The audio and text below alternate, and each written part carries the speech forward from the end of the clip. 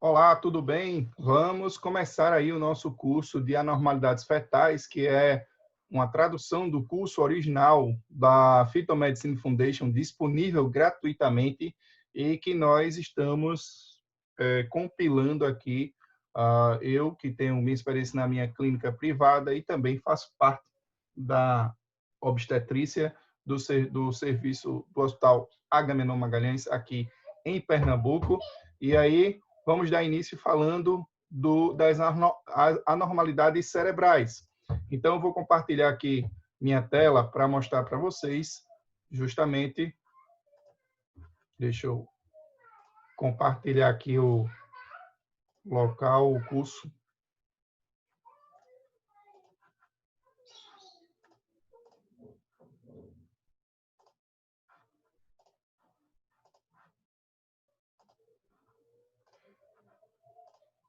Só adaptando aqui, pronto, agora. Então, nós vamos falar inicialmente aqui do cérebro, né? Então, a malformação inicial aqui, de que é que a gente vai falar no cérebro? A gente vai falar da acrania, do cisto aracnoide, do cisto da bolsa de Blake, do teratoma cerebral, da displasia cerebelar, do cisto de plexo coroide, da agenesia do corpo caloso, da malformação de Dandy-Walker, trombose do seio dural, encefalocele, hemimegaloencefalia, holoprosencefalia, hidranencefalia, lisencefalia, macrocefalia, megacisterna magna, microcefalia, cisto porencefálico, esquizencefalia, displasia septo-óptica, esclerose tuberosa, anomalia da veia de Galeno e ventrículo-megalia. Então, inicialmente, nós vamos começar por uma malformação bem conhecida, a acrania. A acrania, ela tem uma prevalência em 1 para 1.000 casos com 12 semanas. O diagnóstico ultrassonográfico é a ausência da calota craniana e, muitas vezes, dos hemisférios cerebrais. Com 12 semanas, é suspeitada pela ausência da ossificação normal do crânio e distorção cerebral. É o que a gente chama de exencefalia. O encéfalo acaba entrando em contato com o líquido amniótico que, para o cérebro, ele acaba sendo tóxico. Com mais de 16 semanas, o tecido cerebral já foi destruído. Então, primeiro você tem a exposição da massa encefálica, depois essa massa encefálica, ela realmente é destruída por esse contato e se transforma aí na sequência acrania, encefalia, até chegar na anencefalia. Com anormalidades associadas, os defeitos cromossômicos eles são raros na acrania isolada e os defeitos do sistema nervoso central ou outros, eles são vistos em 50% dos casos, incluindo a espinha bífida em 25%.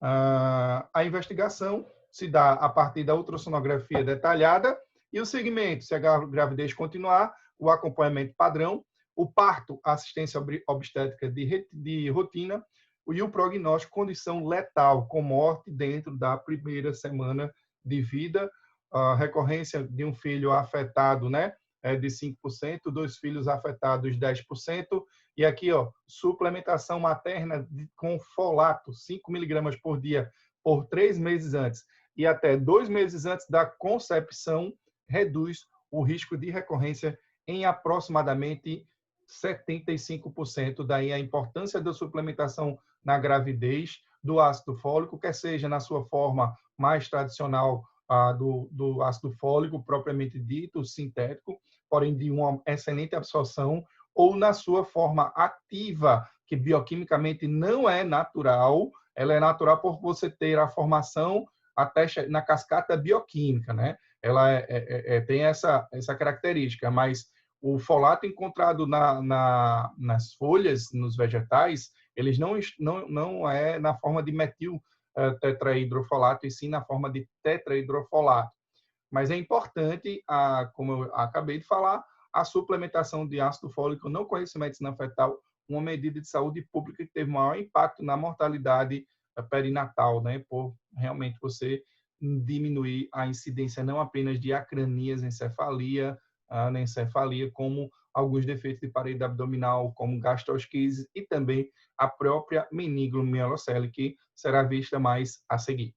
Mas vamos continuar aí o nosso curso mostrando aqui o vídeo, deixa eu aqui separar para vocês, o vídeo da acrania, né, e a sequência acrania e anencefalia. Então, é um vídeo aqui de um caso, o caso 1 da Fetal Medicine Foundation, de 11 semanas, em que se observa o cérebro com contato direto do líquido amniótico, aqui é a exencefalia, um bebê aqui, que muitas vezes a gente observa aqui, ó, mais uma vez, ó, o cérebro está faltando, né, a calota craniana, né? Aqui a sequência aí ó, da acrania.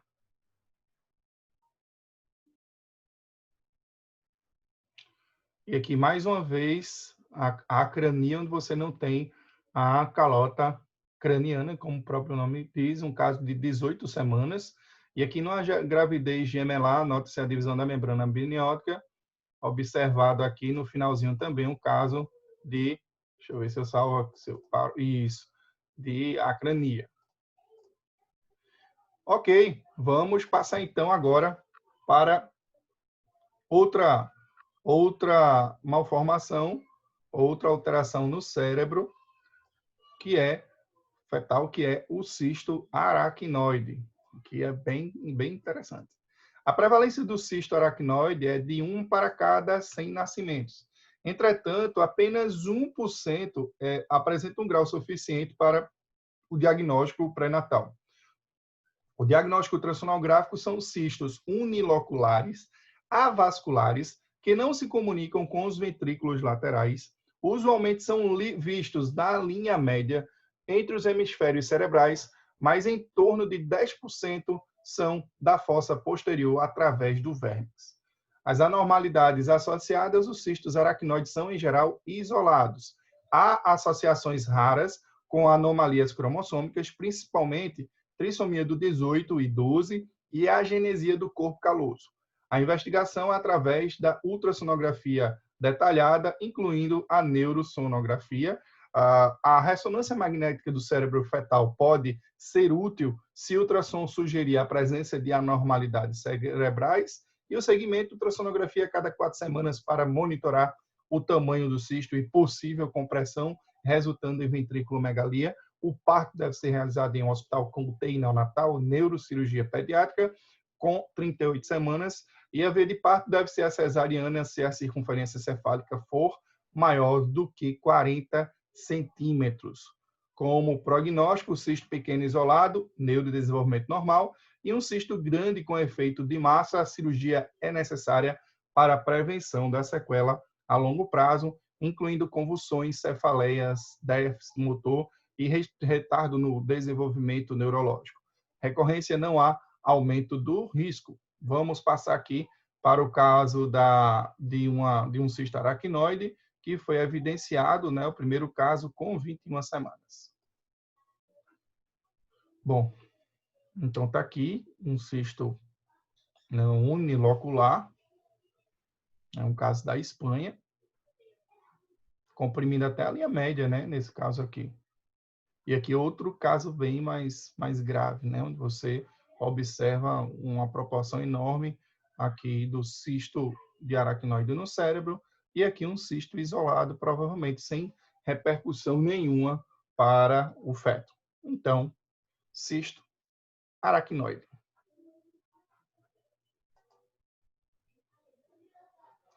Vamos agora falar de outra anormalidade cerebral fetal, que é o cisto da bolsa de Blake. O cisto da bolsa de Blake ele ocorre numa prevalência de 1 para cada 1000 nascimentos. O diagnóstico ultrassonográfico é a expansão do quarto ventrículo para a cisterna magna, resultando em um cisto unilocular avascular na fossa posterior e o sinal da fechadura no córtex cerebelar transverso. O vértex cerebelar tem um tamanho ligeiramente normal e deslocado para cima. A cisterna magna ela é normal. E o diagnóstico diferencial, megacisterna magna, aquela que a gente coloca como maior do que 10 milímetros, com vértex normal. Cisto aracnoide, cisto da cisterna magna com efeito de massa sobre as estruturas adjacentes, com vértex normal. Anormalidades associadas, em geral, é um achado isolado. O risco de anormalidades cromossômicas, principalmente trissomia do 21, é em até 5% dos casos, mas, em geral, com a presença de outros marcadores sugestivos. Como investigação, a ultrassonografia deve ser bem detalhada, incluindo a neurosonografia, e a ressonância magnética do cérebro fetal pode ser útil se o ultrassom sugerir presença de outras anormalidades cerebrais.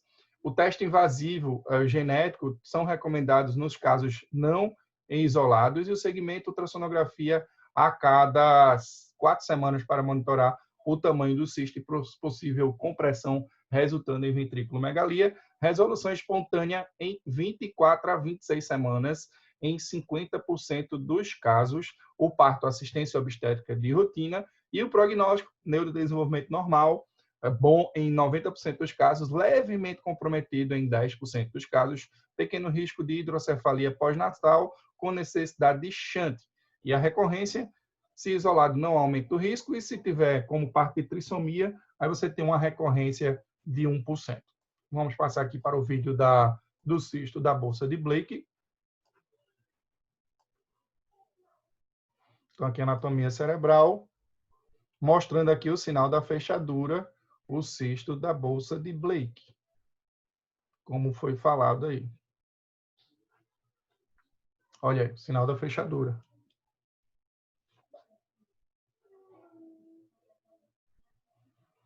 Em outra aquisição, você observa o vérnix, né, e o cisto da bolsa de Blake.